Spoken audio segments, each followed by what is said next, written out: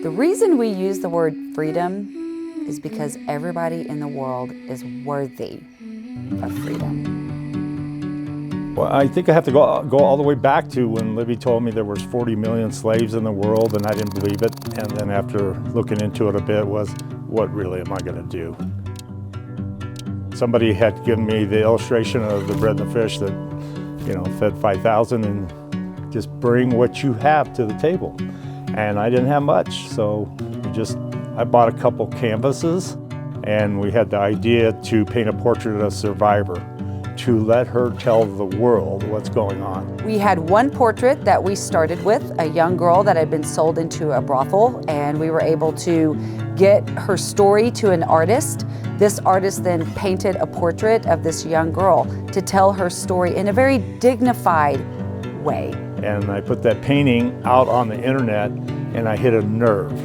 And I had over 200 artists contact me and said they'd donate a painting. And it just kept growing and growing, the possibility, into a very diverse, beautiful art exhibit. And that's what we're looking at, is the dignity and the beauty of that one person. We fight against modern day slavery through art. The heart of Freedom 58 is revealing the dignity that everybody possesses.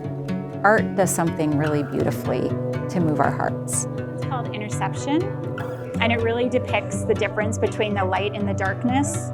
So you can move your head by learning the stats and opening your textbook, but to stand in front of a 6-foot painting of Harriet Tubman, Frederick Douglass, Rosa Parks, and to really look into their eyes and think, this isn't just a person in my history book, this is a human being who sacrificed in their lives for freedom. Today, oftentimes we think, does modern day slavery still exist?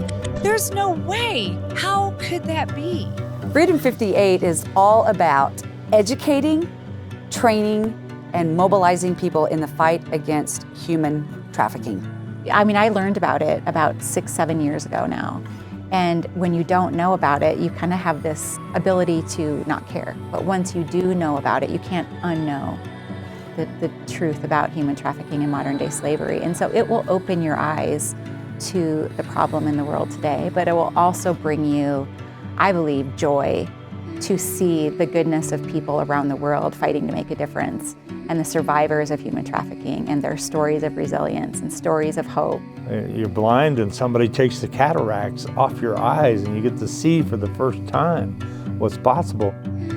30 years from today, I won't be around, but I know there'll be women that have families that are educated and had kids that wouldn't even have been alive if it weren't for this work. Am I going to act, or am I going to sit back?